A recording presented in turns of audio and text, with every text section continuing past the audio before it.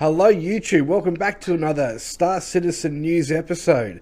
But before we get into today's topics, let's just check out how ILW reacts to cockroaches. Where the fuck is it?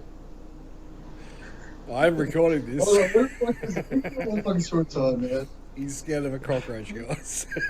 Where is it? We got fun of spiders and snakes in his tray, but he's worried about a cockroach. I don't know. There it is. There it is. It's so big. Oh, shit.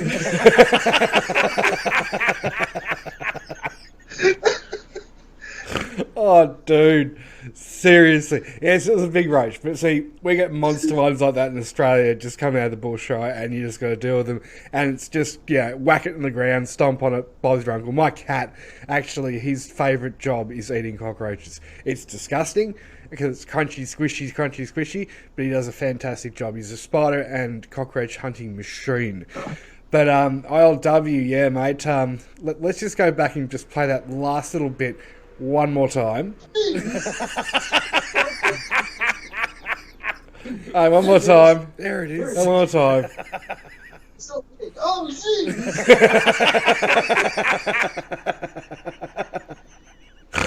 Alrighty, guys. So yeah, welcome to the episode. Today we're going to be just talking about what has been made available to us by CIG at the moment. Oh god, we've got the day and night cycle stuff, which is very much rehashed, reused old footage with a new dev talking about the same thing again for whatever reason, because I guess CIG haven't really got anything to talk about at the moment because they're not even developing the game, it seems, as well as the council call for spring as well as something from Board Gamer, which we'll get into later. Let's just say it ratifies everything I've said to date at this stage. But anyway, guys, without further ado, I'm CTT, you know me. And I'm in which lead the way. Watch for the cockroaches. Welcome to the episode.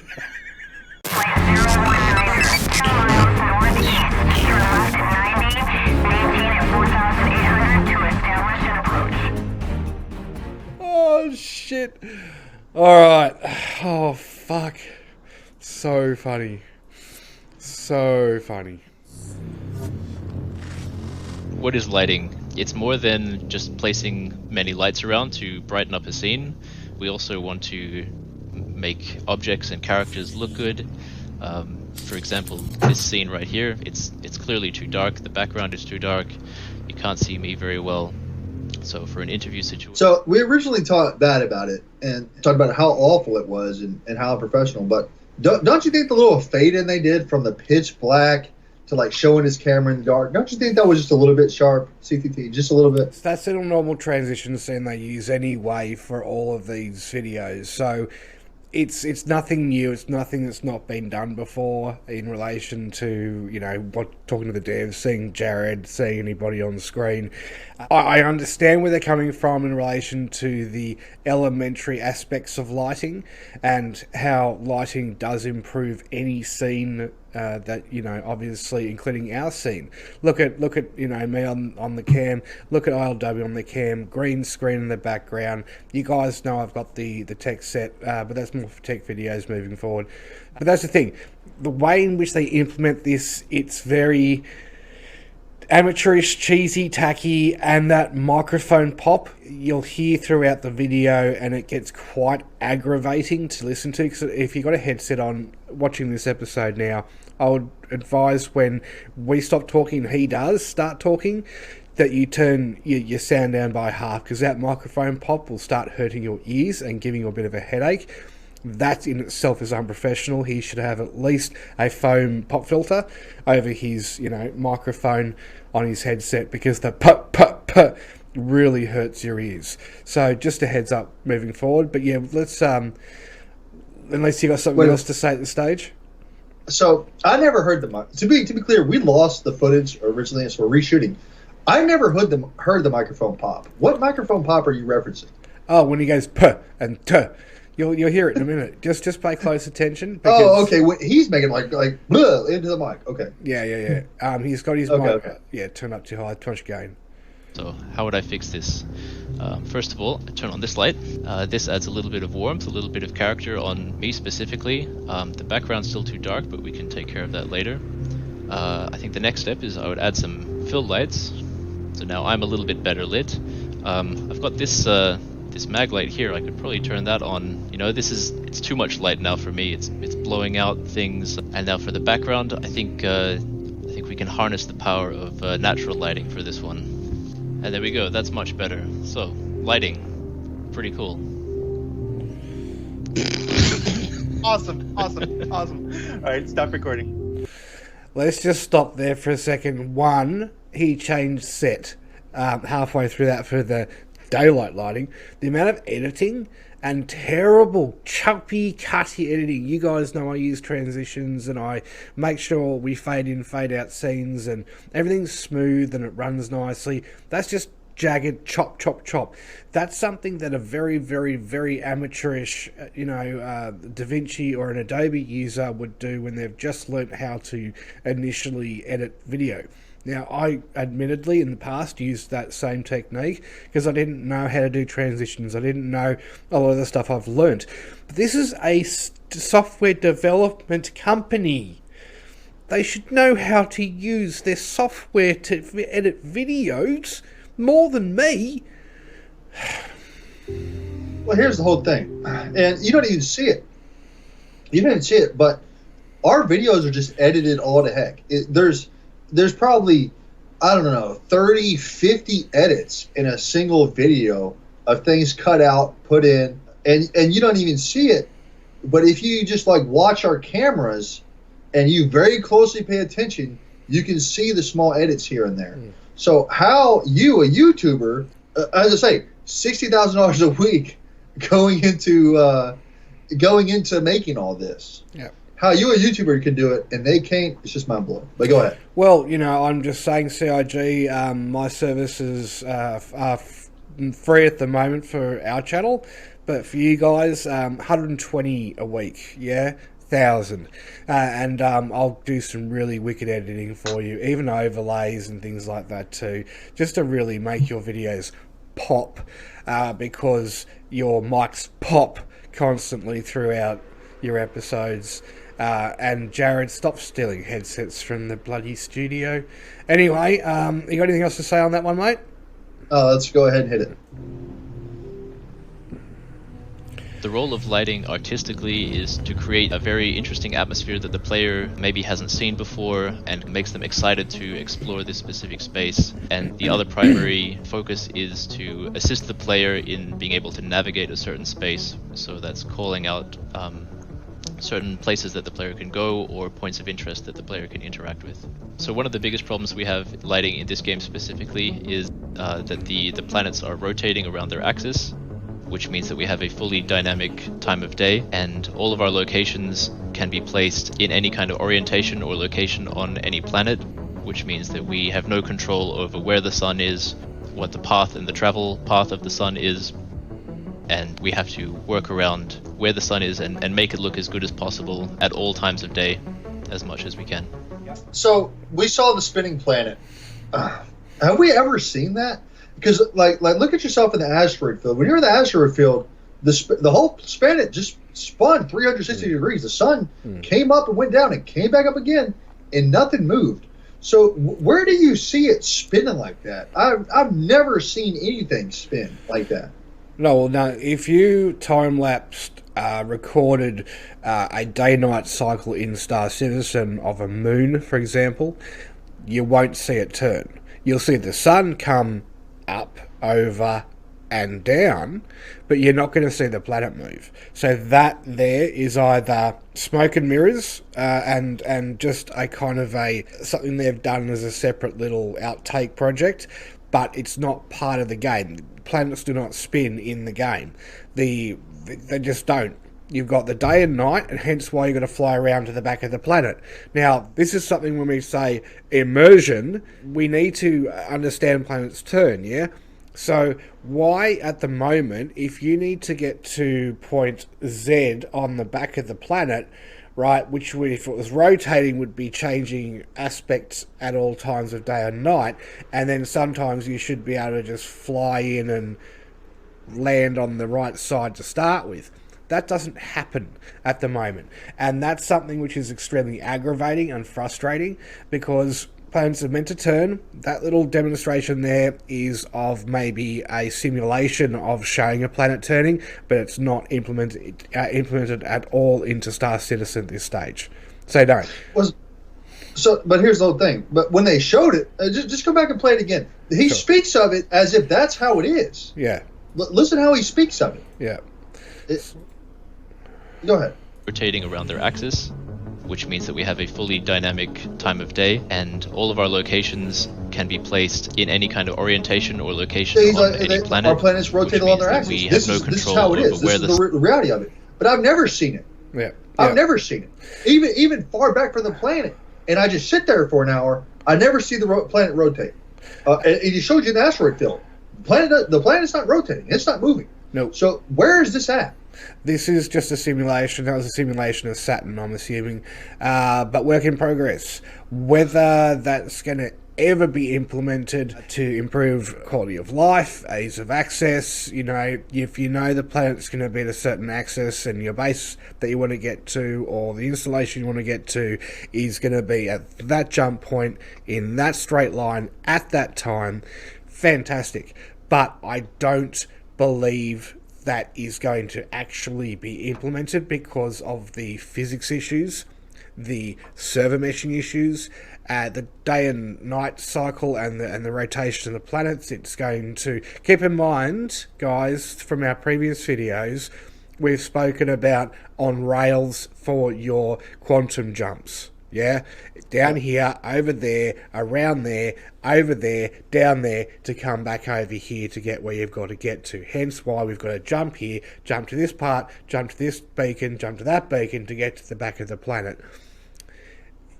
Unless they can make some form of dynamic jump lanes for quantum, where it stretches your quantum the way it should do, just like in Star Wars, then we can have rotating planets, because then you have quantum jumps that don't need beacons. They stretch like a string or a rubber band, and you can then fly in one linear flight process and fly around the planet in real time. So when you're actually quantuming, you're not quantuming from here to here to here on aspects or quadrants of the planet. You're actually going around in one hit, and that would also look absolutely visually stunning, especially once planets have been completely fertilized, to actually look like actual living planets. You're going to be able to see details of places that you might have missed in past as well. But with this beacon system, with this on-rail system, the CryEngine itself, doing that, forcing that, minimizing any kind of immersive flow, that's going to be something that completely inhibits planets turning at this stage. On that note, just quickly, Unreal Engine 5 has just made its debut. And we'll be doing a chase-off video on that in relation to Unreal Engine 5. The Good Old Game has just done a video on it, and it's in relation to progressive display and things like that.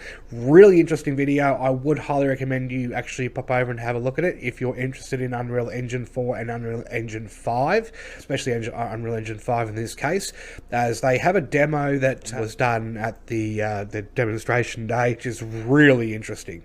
So for a tech person, a dev, this is probably something that you would be very interested in. For a gamer, probably not so much.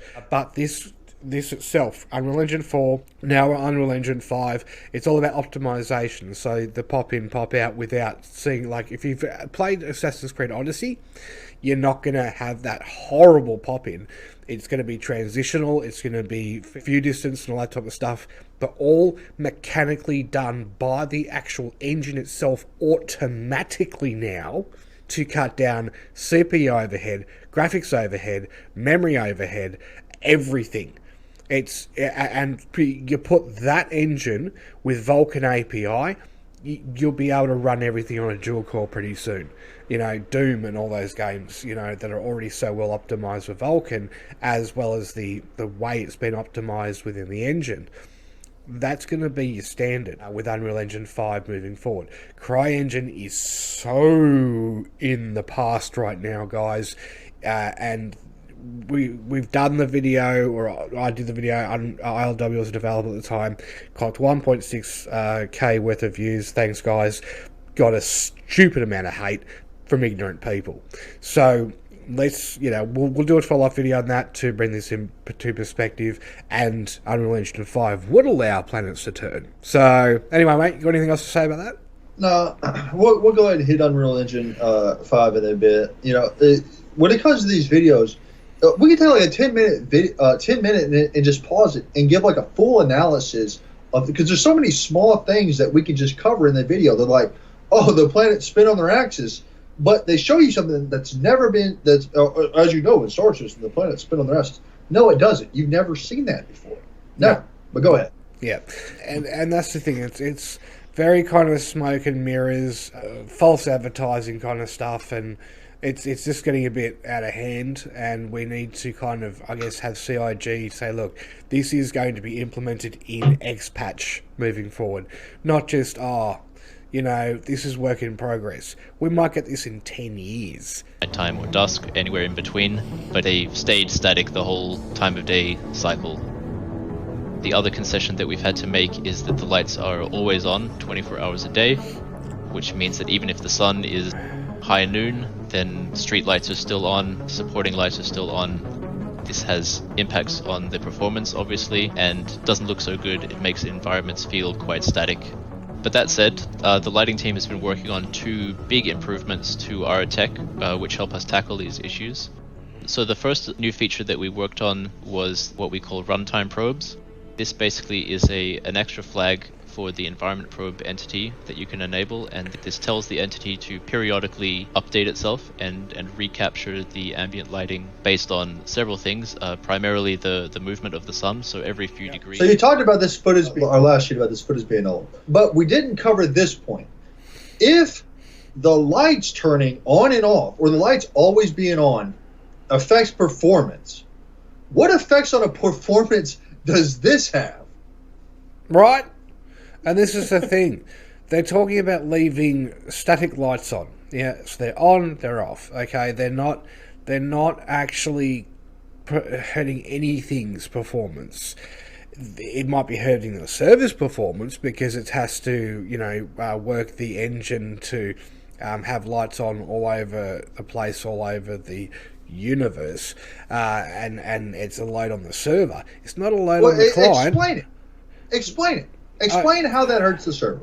It does. Well, okay. So when we're talking about loading in objects, we're loading in pixels, we're loading in assets, we're loading in everything into a server, into the memory side of things. The lighting is its own module, just like they were talking about in time gone by, where we've had with the modular buildings, right? So you attach a section to a section, then it equalizes all of the oxygen, the gravity, all of that type of jazz. You close the doors, and then that closes off, and then atmospheric pressure changes in a room, etc. Right? Blah blah blah blah.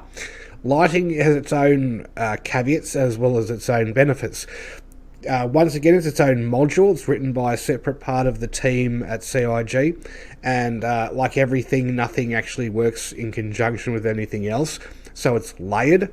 So if you've ever had a layered cake, or a cake that has 4 or 5 layers with cream in between each layer of cake, this is what this is. This is an additional layer of hit to the API, additional layer of memory that has to be pre-allocated by the server, aside from obviously space on the server, plus the actual load on the engine for running everything, as I'm sure you guys already know.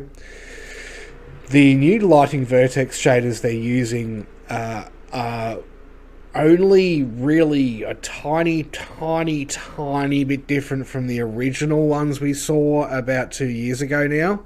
All it does optimize them. Okay, so we're going to go into the most simplest language, because please explain it simply to me.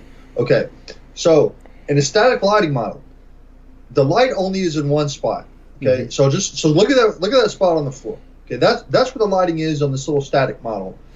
on the model that they're implementing it, and that we're being shown right here, the lighting moves like 100 times. Like literally, it's like 100. Like if you go frame by frame, it's like moving like 100, 200 times. How is the static movement, where it doesn't move at all and only moves once, worse on performance than when it moves literally 200 times? Please explain that to me. Draw distance. So the time where you are in your ship away from the light to the time you get to the light, the server's got to remember where the light is in relation to where you are. It's got to also start drawing the pixels. It's got to start drawing the vertices, the whole, the triangular polygons and stuff like that. It doesn't really have a hit to the server in performance. It has a hit to the required RAM. It takes up, obviously pre-allocates a certain chunk of RAM, but we're talking about servers that have, up to 500 gig of RAM these days. I don't see the problem other than the engine isn't simply able to cope with any more stress. Now, you and I have been talking about it. Engine is currently cracking under the strain, hence why we're getting BSOD, we're getting 30Ks, we're getting desync issues. The engine itself just isn't designed to do this, and the rewrite hasn't fixed the problem, it's just band-aided it. Once again, Unreal Engine, it's native to do all this stuff, it's built into the engine itself, it's baked in. It is self-intelligent AI that solves these problems of lights being on all day or not. Now, if you're on a highly dusty planet like you saw, with a lot of wind, with a lot of debris flying, and the sun cut out, if you're driving in a Rover, guys, or a Nox, you need to have some point of reference through that misty, dusty, cloudy environment, and those lights are a lifesaver. So they have to be on during the day in those kinds of places. And vice versa of an ice planet, have red lighting, something that can be seen against the white. You need those directional beacon lights to be able to survive. So for CIG to then say we're going to turn them off during the day, it's an excuse to say, look, the engine can't handle it. What we're doing really isn't kind of able to be implemented properly, so we're going to try to optimize the current lighting and refraction technology that we're already using to try to have the engine just be able to cope with it. And they're talking about trying to push a ceiling up on a house here. This is a house of cards, remember, guys. They're trying to push that ceiling up. They're trying to put another stack of cards on top of the top. It's disaster. I don't want to get into it. It's disaster. I don't want to get too much into it. No, just saying it's disaster in making. Lighting and reprojected into the environment. The benefit for the players in this case is that you can sit in an environment and watch the time of day pass, and the ambient lighting should update accordingly, which will help these environments feel a lot more dynamic and a lot more immersive. So the second major feature that we've been working on is what I call day-night light groups. This basically takes the existing light groups feature that we've had running previously in ships for things like damage states and emergency states. This allows us to use those same controls, but on a time of day basis, so we can choose a specific state for the light group to use during the day and for the nighttime. What this means for the lighting team is that we can add a whole new layer of complexity to environments, such as turning on overall city lights when it becomes nighttime and turning them off during the day, which saves performance because you can't see them anyway. It allows us to turn on and off streetlights based on the time of day, which feels very realistic. And it allows us to, in the case of New Babbage, we can create an entirely new mood and atmosphere in a specific location when it's nighttime compared to when it's daytime. The ambient lighting also changes over the course of the day thanks to the runtime probes. So personally, I'm really excited about these features because they allow me to really create variety within a single environment. So we have the same geometry, but we can make it feel like very different locations very simply and also dynamically. So as for when these features will be rolled out, we're looking to, in the next patch and beyond, convert our existing legacy landing zones like Lorville and Area 18 and other planetary locations to use runtime probes. Okay, the only difference there is it went from night to day. The only change was your exterior polluted lighting. The lights are still on inside there, aren't they? The lights are still on in here, the same lighting's there, the same lighting's there. All they're doing is changing atmospheric lighting. Now, with Hurston and Lorville, at the end of the day, guys, office buildings have lights on in the day as well. If you've ever worked in an office in your life, you will know this. So turning the office lights off during the day is not immersive or realistic at all.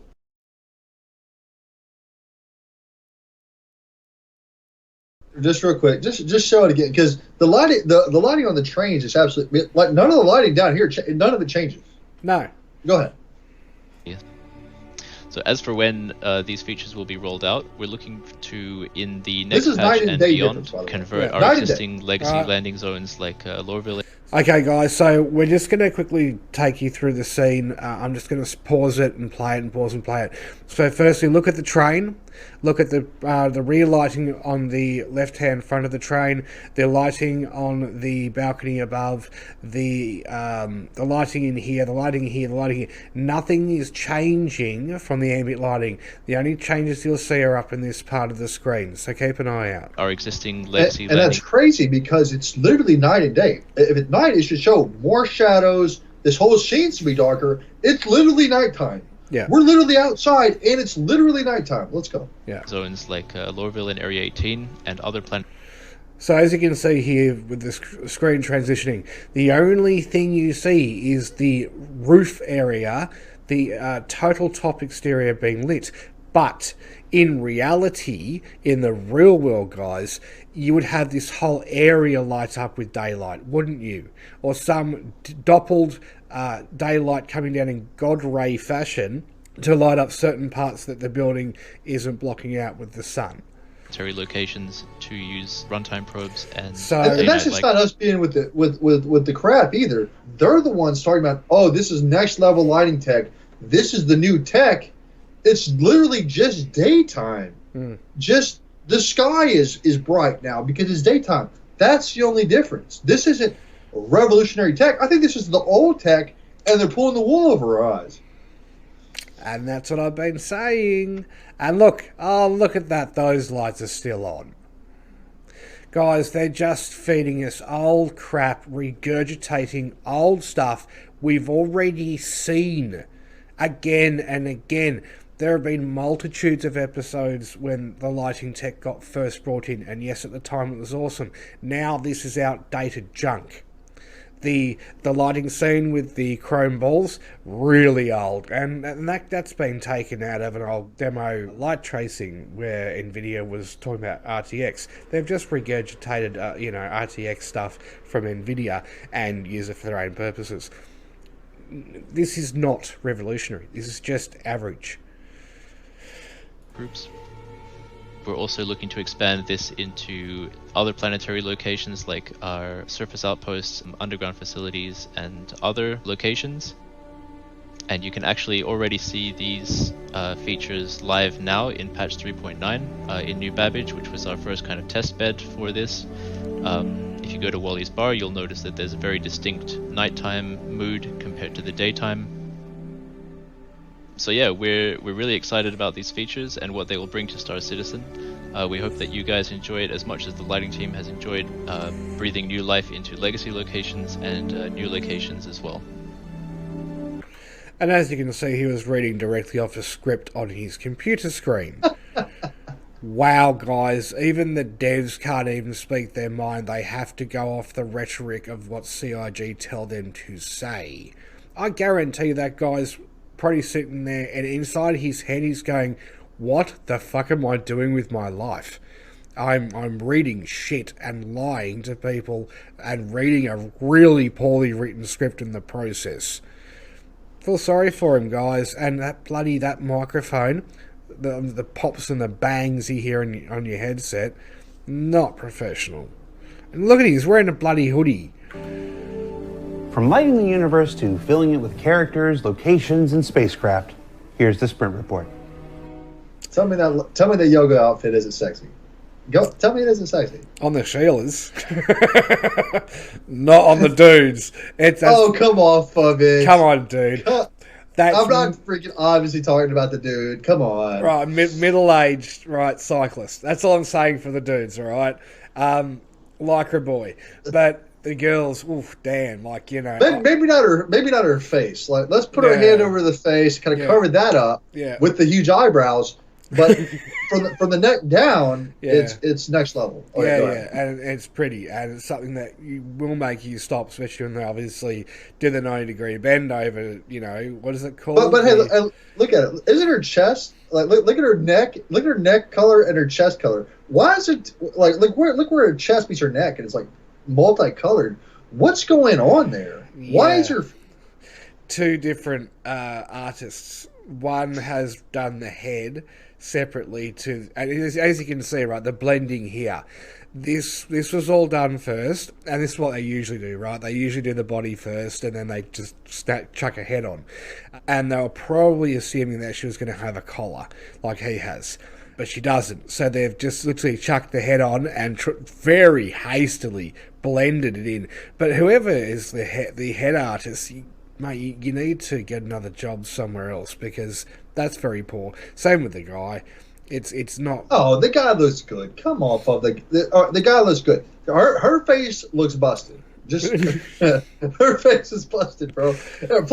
Keep playing. Go to the next girl. Well, I think they did the next girl better. Go ahead. All right, but that's what happens when you spend only 1,000 credits getting your plastic surgery done. This is the problem with medical in modern Star Citizen life. Savage, where personal health and well-being is an important aspect in maintaining the optimum productivity for any valued That's employee. The same face. My bad. It's and the at same Microtech, face. Every employee is valued.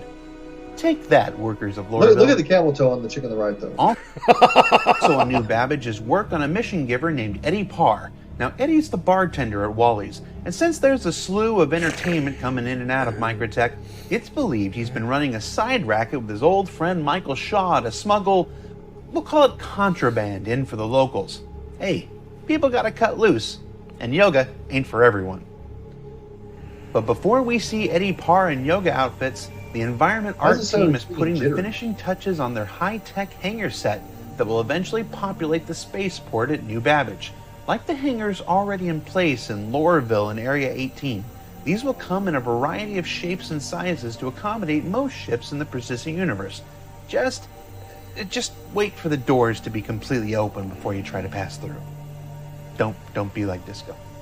The cargo module interiors we first saw concepts for 2 weeks ago have moved into white box phase as they look to expand the gameplay opportunities for cargo haulers everywhere, with new contracts, new opportunities, and eventually tie-in functionality with the upcoming player trading app, which when used together will facilitate the transfer of commodities and such between players.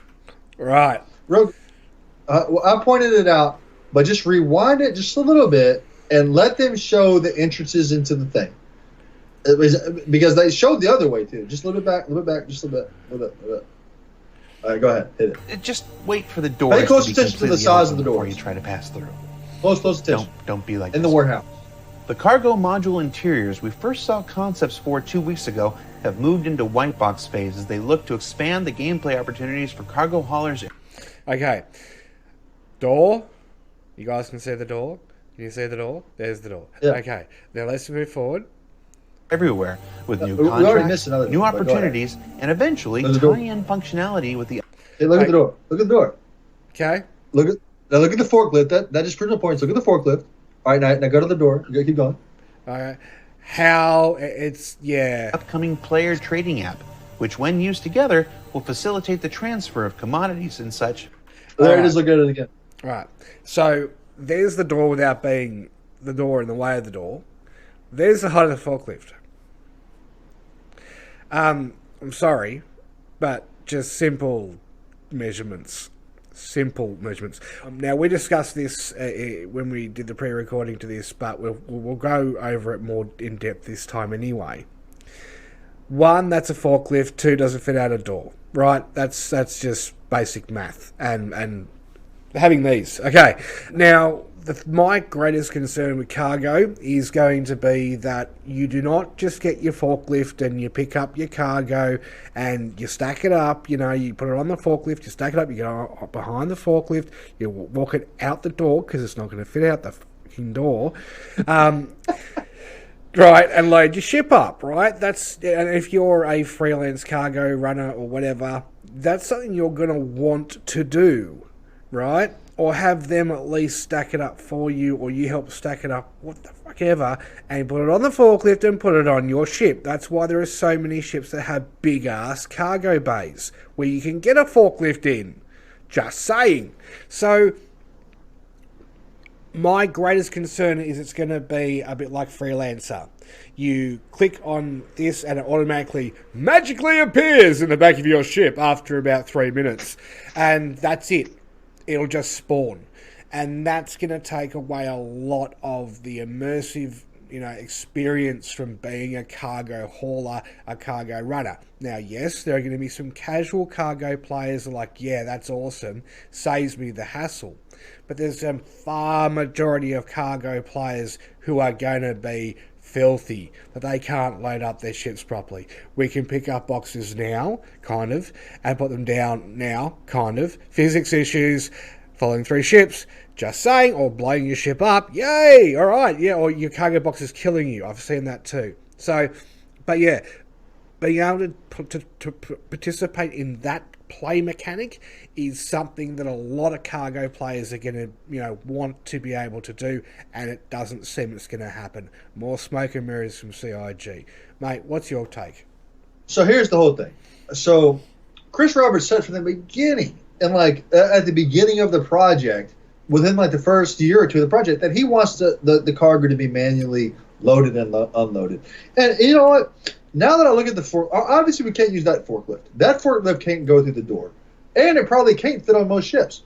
But there are forklifts that vehicles that could just go up to the cargo and gravity tractor beam the cargo onto the forklift, and you could go move it into the freaking load. I think that would be cool, man. I think that would be cool, and that's what they want to do. I think a lot of players would enjoy that. Now, we're talking about not 29 anymore, 2949 anymore, right? Yeah, 2950, guys. Let's just round it off 1,000 years in the future. Very, abhorrently bad mathematics, yes, but let's round it off as 1,000 years.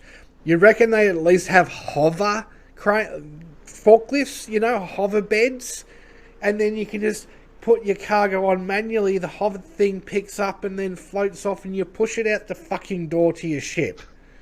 Yeah, Well, here's another thing I didn't even notice. That forklift is self-manned. There's no place for anybody to sit in that joker. But again, it can't fit out the door. So what are we doing here, guys? What are we doing here? You've got ships that hover. Why can't you fucking make beds that hover? This asset pack here. Right, this asset pack here is a generic asset pack. I'm aware it's a generic asset pack. It comes from CryEngine. It was used in Crysis 3. It's the same bloody forklift from Crysis 3. Ooh, didn't know that, did ya? Okay, so, and these boxes are very generic placeholder containers, and you're never going to be able to pick them up with the forklift and put them on the forklift, put them onto your trolley or your whatever to get it out to your ship. It's not going to happen. This is where you come in, you go to this terminal, you click a couple of things, you don't even talk to the NPC. The NPC says something annoying, and that's it. That's your only interaction. Then you run back out to your ship, and all of a sudden your cargo's on your ship. That's what's going to happen, guys. And if you want some big bennies on the way out, right? I don't see this game mechanic being what it needs to be ever. I think they're going to nerf everything because of smoke and mirrors. They can't just deliver on this much content unless we are literally waiting 50 human Earth years to get it. Look where we're at after 10 years almost. Well, see, this is what I was talking about. In the last recording, I talked about it as well, but I got talking about it again. The universe isn't being built for an MMO. It isn't being built starting from the ground for what they want to do. They say, oh, we want to build a huge MMO with 1 million players on one server, a mega shard. There's like 1 million backers. All 1 million backers fly in the same universe. But yet, when we build our space station, made to house 1 million players, we build it with 4 landing pads. When we build our forklifts, we don't build them short enough to go out the doors. It's like, what? And who knows if you can even reach the hangar bay from this location? For all we know, on the other side of that is 6 elevators that go down to the things, and it's personnel elevators only. I haven't seen any cargo elevators. I see them in the bays, but if you look at the boxing of the building and you go outside the map, you'll see there's nothing on the other side of that. They don't lead to anything. So let's build from the beginning. Let's build it as a building block and saying, all right, maybe a space station needs more than 4 landing pads on it. If we have literally 1 million players and are going to have 3,000 players in the system, maybe more than 4 landing pads, maybe doors that lead to cargo bays. Yep, and this is the thing, the whole real mechanical elevator, then all of a sudden we get, magical elevators. Now we're getting magical cargo elevators, and yeah, smoke and mirrors, guys. It's like if you've ever bought Black and Gold brand, that's what Star Citizen is right now. It is not your Kellogg's. It's not your Frosty Flakes or your Fruit Loops. This is the budget, real local corner store Black and Gold version of that. And that's the thing, we've been promised the Frosty Flakes and the Fruit Loops, the Kellogg's ones, the best ones you can get. And we're getting the black and white garbage instead. So it's over severe, massive over-promising and massive, absolutely criminally massive under-delivery. And I don't see that trend changing, if at all, at any stage during this project. I don't see what we're seeing here as new, groundbreaking anymore. I'm seeing it as dated. I'm seeing Freelancer all over again. Look at the back of this chick's head. I wasn't going to say it, but man, what is going on back there? What is up with the back of her head? Well, it looks like they've got a doll's head with doll hair, that real fake plasticky stuff that kids get on their kids' dolls, and they've just kind of jammed it on a body, and around here, this bit here, they've just kind of like basically said, well, that's where the kind of the skull finishes, the model finishes. We'll just do a quick cut in and then some blurring, and that'll do. That's the head. The hair, okay, if you look back at The Witcher 3, the her work saga with NVIDIA and all that jazz, but just real quick, it looks foul. It looks foul. Oh, it looks just crap. It looks cheap. It's like a penis head. It looks like a penis head. Right, there we go. It's a phallus. It's a hairy phallus. And a redhead one at that. Ugh. Where are the freckles? Oh, let's never go there. But yeah, that's the thing, right, is that The Witcher with the hairwork saga, it still looked better than this does. And Witcher is how old now? Witcher 3, that is. Guys, the CryEngine is restricted to only do so much, where this kind of natural flowing hair is a Unreal Engine technique. It is not, and has never been, a CryEngine mechanic feature, and it won't be moving forward, because you talk about hairworks, you talk about the impact on the GPU in past. We've already learned from those lessons from NVIDIA's mistakes. But here they are literally painting what looks like hair on someone's head in 2020. This is a 2005 trick? It's 15 years out of date.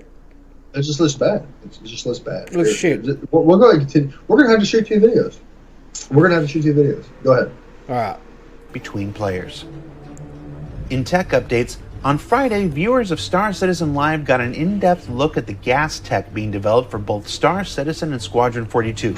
Now, what we showed on Friday's show could be done in about an hour, but what you're seeing here are tests that are much farther along. The idea here is to explore where we can add texture to the spacescapes. Dude, Friday's episode is like, last Friday's episode. It was so bad. So bad. The worst. Oh my God, dude. It was like they took like a little thing and then they formed it and made it into a gas cloud, and all of this little stuff took an hour to do, and they just talked about nothing the whole time. It was worse than the bobblehead. It was the most boring one that they've ever done. Nobody watched it. Did you watch it? No. We're Star Citizen YouTubers. I couldn't watch it. It was just so boring. Oh my God, it was boring. 10 minutes for me, and it became painful because they're getting stuff wrong as well. And that was aggravating because this, guys, is regurgitated stuff they showed us, let's have a guess, 2 years ago. This is nothing new. We saw this about 4 to 5 months ago already, by the way. This reiteration that they've done now. They've already showed us, taking us through the gas clouds and how the volumetric lighting works and all that type of stuff. They've already done episodes on this. This has been covered. We are getting regurgitated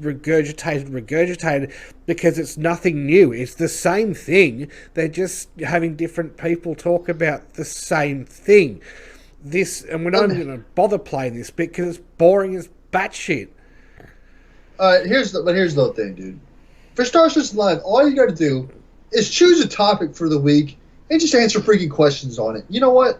A lot of your backers would just be, if you could just choose a topic of something that we cared about and just answered questions, that's when the Star Citizen Live is the best. Why do we got to have to sit here and watch you build a bobblehead for an hour? Why do we got to sit here and watch you build a volumetric cloud for an hour? Just answer questions from the community, dude. Yeah. That's it. Yeah. And it's their unwillingness to talk about the issue council issues that consistently get thrown up. And they said in a video recently that we've got to get so many reports on the same bug to actually have an issue council issue. I think it's like 100 or 200 people to... Mate, if a bug comes up, run the bug. And if the bug comes up for you, fix it before 200 people have the very unfortunate experience of having to put up with it. I mean, straight up, bro. If you know, and then they show you evidence like this is the real stuff. And you know, the bug report, and there's something. So even if you get one bug report, fix the bugs, bro. I guess because they're like everything's broken. Fuck it. That's really what it is. Hey man, if it crashes, fuck it. When you went to quantum travel, you went to the planet. That just is what it is. Pay attention to your quantum travel and make sure that it doesn't point at the planet before it jumps, bro. Too bad for you. I mean, that's what it is. Mm-hmm. That's just what it is. You know, I'm gonna buy a little weaved basket. And I'm just going to pull it up in every episode or drop it in the background here, a picture of it. And I'm going to call it the Too Hard Basket segment. Okay?